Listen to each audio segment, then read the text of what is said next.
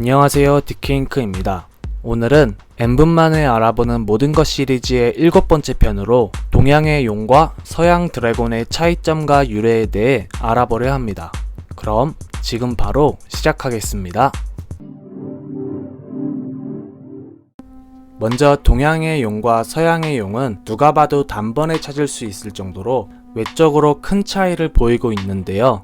동양에서의 용은 사슴의 뿔을 달고 새의 발을 갖고 있으며 갈기가 나 있는 뱀의 형태를 띠고 날개가 없이도 하늘을 날 수가 있다는 특징이 있고, 서양에서의 용은 몸의 형태는 도마뱀이나 공룡의 모습에 박쥐 같은 날개를 달고 있지만 날개의 힘으로만 하늘을 날 수가 있고 날개가 없이는 하늘을 날지 못한다는 특징이 있습니다. 이렇게 생김새부터 엄격히 다른 모습을 하고 있는데, 동양의 용과 서양 드래곤은 같은 뜻으로 번역되어 표기가 되고 있습니다. 사전적 의미로는 같은 과로 분류되고 있지만 동서양에서 용과 드래곤이 각각 품고 있는 의미를 들여다보면 완전히 다른 존재라는 것을 알 수가 있는데요. 동양에서의 용은 동아시아의 설화 속에 나오는 실제하지 않는 상상 속의 동물입니다. 기원전 1046년 고대 중국 상나라 시절 발견된 각골 문자와 주조 기물에는 우리가 흔하게 알고 있는 형태의 용이 그려져 있었다고 합니다.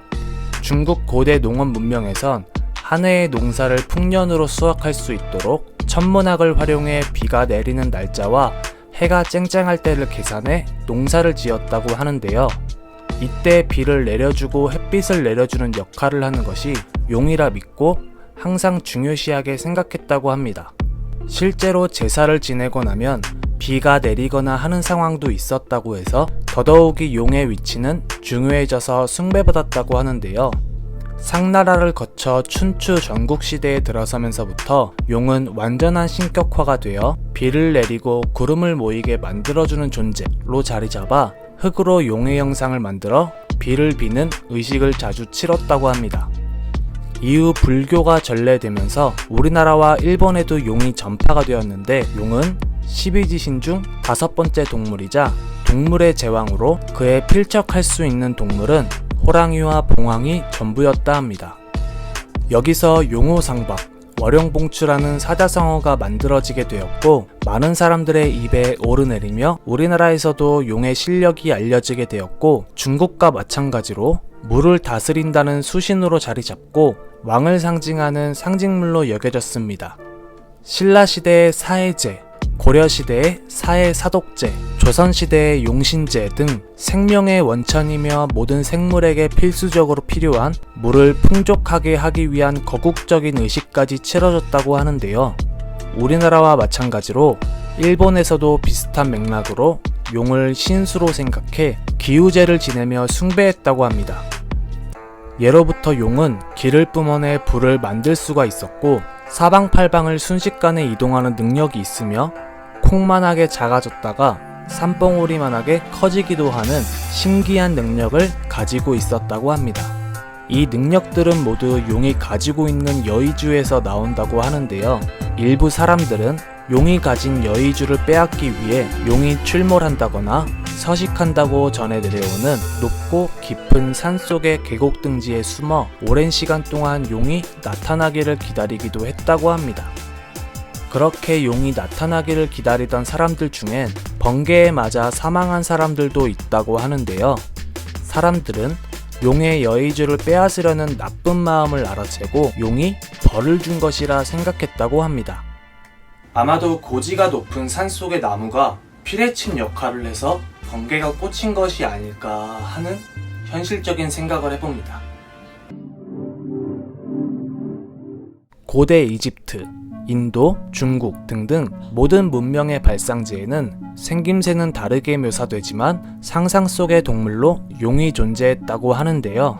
다음은 서양에서 비춰지는 드래곤에 대한 이야기입니다. 드래곤은 원래 라틴어 드라코에서 영어로 옮겨진 것입니다. 그리고 라틴어 드라코는 고대 그리스어에서 옮겨진 것이라고 하는데요. 드래곤의 최초 어원은 그리스어라고 보시면 될 것 같습니다. 여기서 그리스어원 드락은 쳐다본다라는 의미가 있습니다.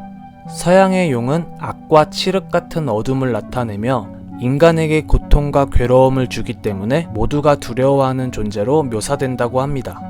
이렇게 안 좋은 이미지로 묘사가 된 이유는 옛 성경 속에선 뱀을 사악한 것으로 여겼다고 하는데 드래곤의 형상이 뱀과 비슷하여 뱀과 결합시켜 사탄으로 여겨지게 되었기 때문이라고 합니다.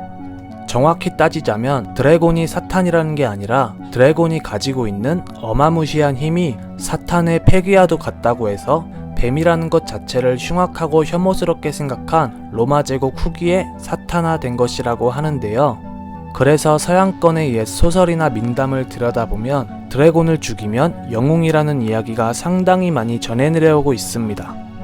또한 우리나라에서 잠자리라고 불리우는 영식 명칭 드래곤플라이 잠자리는 몸통의 생김새가 뱀 같고 나는 모습 또한 파리를 닮아 전체적인 형상이 드래곤과 흡사해 마찬가지로 부정적인 의미로 담고 이름이 지어졌다고 하는데요. 그래서 실제로도 서양권에서는 잠자리를 싫어한다고 합니다. 이렇게 동양의 용과 서양의 드래곤은 정말 극과 극의 인식의 차이를 보이고 있습니다. 오늘에까지 용과 드래곤은 드라마나 소설, 영화, 게임 등등 많은 분야에서 인기 있는 아이템으로 소비되고 있는데요. 이런 미디어 매체 외에도 타투의 세계에서도 용과 드래곤은 큰 인기를 끌며 많은 이에게 사랑받는 소재가 되었습니다.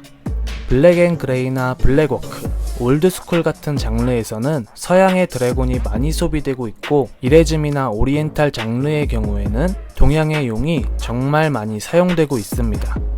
저는 개인적으로 뜻은 마음에 들지 않지만 제 몸에 새긴다고 하면 서양의 드래곤이 타투로서는 더 마음에 드는 것 같습니다. 오늘은 이렇게 동양의 용과 서양 드래곤의 차이점과 유래에 대해 알아보았는데요. 재미있게 보셨다면 좋아요와 구독도 부탁드리겠습니다. 그리고 궁금하신 소재가 있으시다면 언제든 댓글로 남겨주시면 최대한 만들어 보일 수 있도록 노력하겠습니다. 그럼 오늘의 영상은 이만 마치도록 하겠습니다. 감사합니다.